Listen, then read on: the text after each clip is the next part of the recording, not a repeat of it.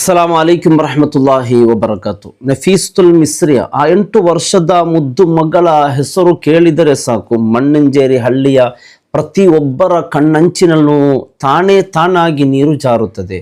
ಆ ಸಾಯಂಕಾಲ 3ನೇ ತರಗತಿಯಲ್ಲಿ ಓದುತ್ತಿದ್ದ ಆ ಬೆಳಕಿನ ಕುಸುಮ ತನ್ನ ಸಣ್ಣ ಕೆಂಪು ಸೈಕಲ್ ಏರಿ ಹೊರಟಾಗ ಅದು ಆಕೆಯ ಜೀವನದ ಕೊನೆಯ ಪಯಣವಾಗುತ್ತದೆ ಎಂದು ಯಾರೊಬ್ಬರೂ ಊಹಿಸಿರಲಿಲ್ಲ. ಆದರೆ ಮುಂದೆ ಸಂಭವಿಸಿದ ಘಟನೆ ಇಡೀ ಊರನ್ನೇ ಶೋಕ ಸಾಗರದಲ್ಲಿ ಮುಳುಗಿಸಿದೆ. ಮಣ್ಣಂಜೇರಿ ಗ್ರಾಮವು ಒಂದು ವಿಶಿಷ್ಟವಾದ ಶಾಂತತೆಯನ್ನು ಹೊಂದಿರುವ ಊರು. ಆ ಊರಿನ ಹೆಸರು ಕೇಳುವಾಗಲೇ ಬಹಳ ಸಂತೋಷ.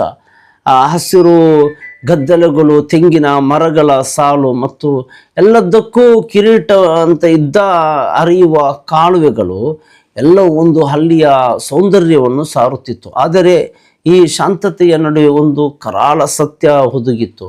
ಆ ಗ್ರಾಮದ ಅಂಗಾಡಿ ತೋಡು ಕಾಲುವೆ ಕೇವಲ ನೀರನ್ನು ಒಯ್ಯುತ್ತಿರಲಿಲ್ಲ, ಅದರಲ್ಲಿ ಎಷ್ಟೋ ಜೀವಗಳ ನಿಟ್ಟುಸಿರು, ತಂದೆ ತಾಯಿಗಳ ಕಣ್ಣೀರು ಮತ್ತು ಹಳ್ಳಿ ಜನರ ಶಾಪ ಒದಗಿತ್ತು. ಆ ಸಣ್ಣ ಗ್ರಾಮದಲ್ಲಿ 8 ವರ್ಷದ ನಫೀಸುಲ್ ಮಿಸ್ರಿಯ ಮನೆಗೆ, ಶಾಲೆಗೆ, ಇಡೀ ಊರಿಗೆ ಮಿಸ್ರಿ ಎಂದೇ ಪ್ರೀತಿಯಿಂದ ಕರೆಯಲ್ಪಡುತ್ತಿದ್ದ ಆ ಪುಟ್ಟ ಹುಡುಗಿ ಎಲ್ಲರ ಕಣ್ಣಿನ ಬೆಳಕಾಗಿದ್ದಳು. 3ನೇ ತರಗತಿಯಲ್ಲಿ ಓದುತ್ತಿದ್ದ ಆ ಮಗುವಿನ ಹೆಜ್ಜೆಯಲ್ಲಿ ಒಂದು ವಿಶಿಷ್ಟ ಕಾಂತಿ ಇತ್ತು. ಸಣ್ಣ ಸೈಕಲ್ ತುಳಿಯುತ್ತಾ ದಾರಿಯಲ್ಲಿ ಸಿಕ್ಕವರೆಲ್ಲರ ಬಳಿ ಮುಗುಳ್ನಕ್ಕೂ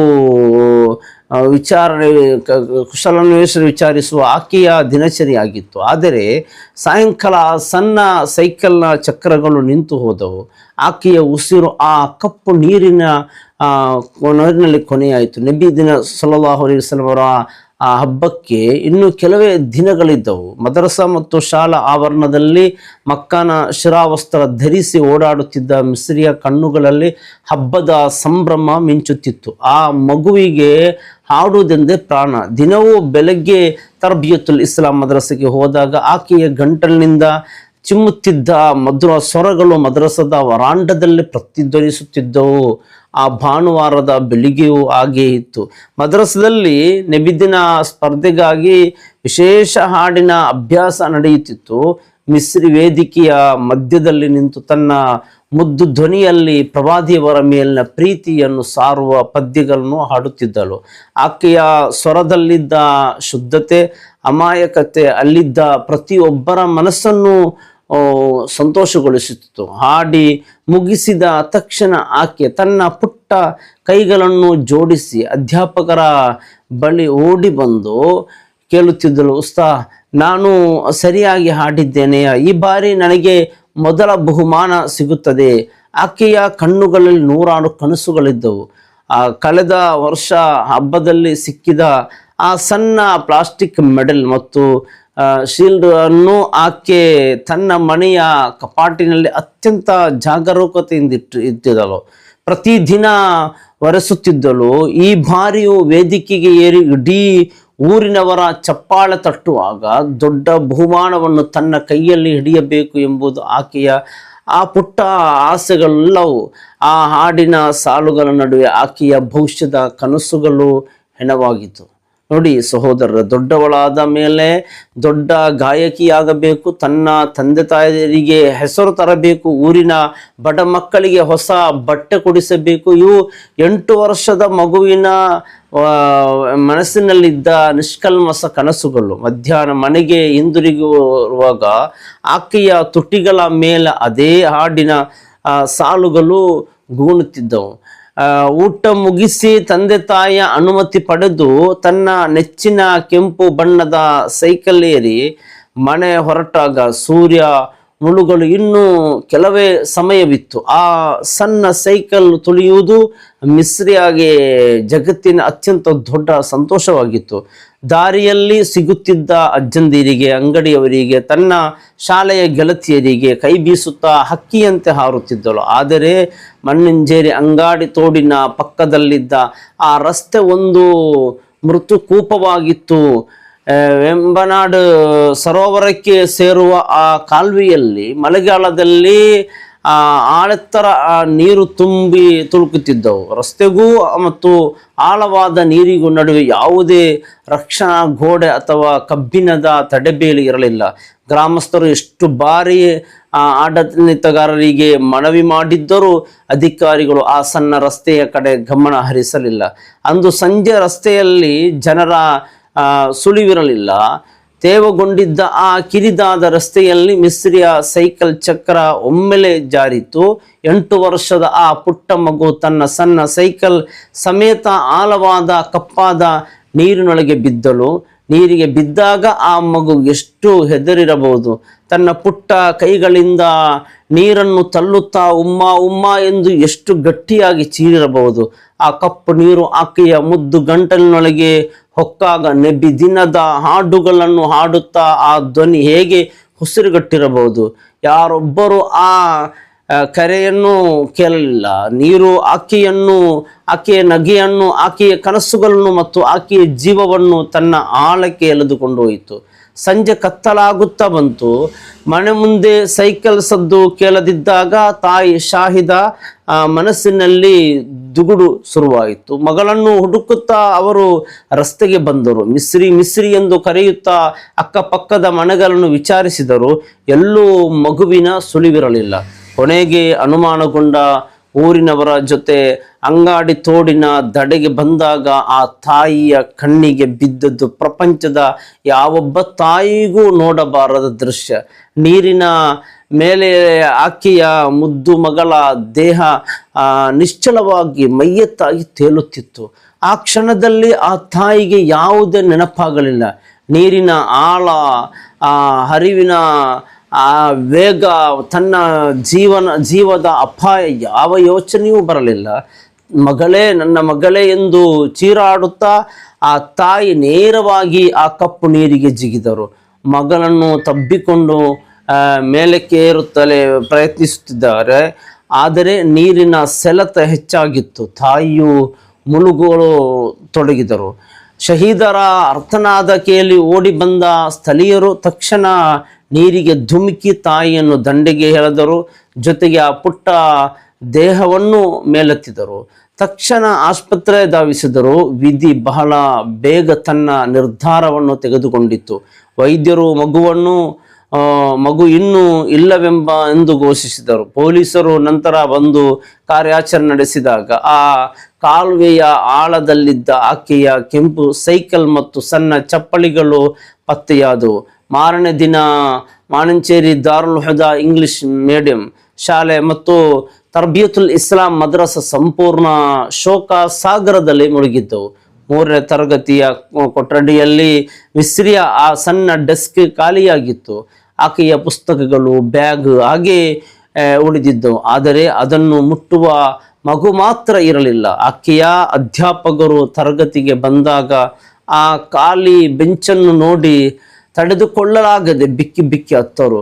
ನಿನ್ನ ತಾನೇ ನನ್ನ ಬಳಿ ಬಂದು ಉಸ್ತಾ, ನಾನು ಚೆನ್ನಾಗಿ ಹಾಡಿದ್ದೇನೆ ಎಂದು ಕೇಳಿದ ಆ ಮಗು ಇಂದಿಲ್ಲ ಎಂದರೆ ಹೇಗೆ ನಂಬಳಿ ಎಂದು ಸಹ ಅಧ್ಯಾಪಕರ ಬಳಿ ಹೇಳುತ್ತಾ ಕಣ್ಣೀರು ಹಾಕಿದರು. ಆಕೆಯ ಜೊತೆ ಆಟವಾಡುತ್ತಿದ್ದ, ಒಂದೇ ಟಿಫಿನ್ ಬಾಕ್ಸ್ನಲ್ಲಿ ಅನ್ನ ಹಂಚಿಕೊಂಡು ತಿನ್ನುತ್ತಿದ್ದ ಸಹಪಾಠಿಗಳು ಮೌನವಾಗಿ ಕುಳಿತಿದ್ದರು.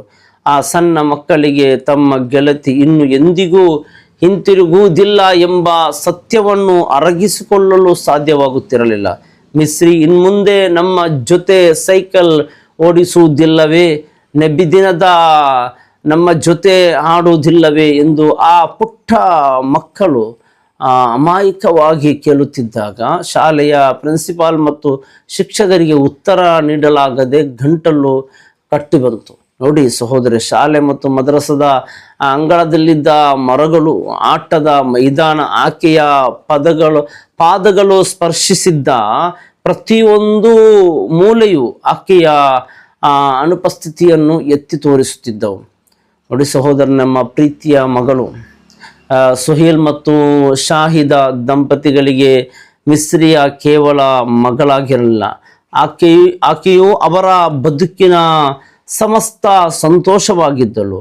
ಆ ಮನೆಯಲ್ಲಿದ್ದ ಪ್ರತಿಯೊಂದು ವಸ್ತುವಿನಲ್ಲೂ ಆಕೆಯ ನೆನಪುಗಳಿದ್ದವು. ಆಕೆ ಬರೆದಿಟ್ಟ ಚಿತ್ರಗಳು, ಆಕೆಯ ಬಟ್ಟೆಗಳು, ಆಕೆಗೆ ಇಷ್ಟವಾದ ಗೊಂಬೆಗಳು ಎಲ್ಲವೂ ಹಾಗೆ ಇದ್ದವು. ಮನೆಯ ವರಾಂಡದಲ್ಲಿ ಕುಳಿತು ಆಕೆಯ ತಂದೆ ಸುಹೈಲ್ ಮಗಳ ಸಣ್ಣ ಚಪ್ಪಲಿಗಳನ್ನು ಕೈಯಲ್ಲಿ ಹಿಡಿದು ಮೂಕವೇದನೆಯಿಂದ ಕಣ್ಣೀರು ಹರಿಸುತ್ತಿದ್ದರು. ನನ್ನ ಮಗಳು ಸೈಕಲ್ ಬೇಕು ಎಂದು ಆಸೆಪಟ್ಟಾಗ ಕೊಡಿಸಿದೆ, ಆದರೆ ಅದೇ ಸೈಕಲ್ ಆಕೆಯ ಜೀವವನ್ನು ಕೊಂಡೊಯ್ಯುತ್ತದೆ ಎಂದು ನನಗೆ ತಿಳಿದಿರಲಿಲ್ಲವ ಎಂದು ಗೋಳಾಡುತ್ತಿದ್ದರು. ನೋಡಿ ಸಹೋದರರೇ, ಆ ತಾಯಿ ಶಹೀದ ಅವರ ಸ್ಥಿತಿಯಂತೂ ಸಾಧ್ಯವಿಲ್ಲ. ಮಗಳನ್ನು ರಕ್ಷಿಸಲು ನೀರಿಗೆ ಜಿಗಿದಾಗ ಆದ ಗಾಯಗಳಿಗಿಂತ ಮಗಳನ್ನು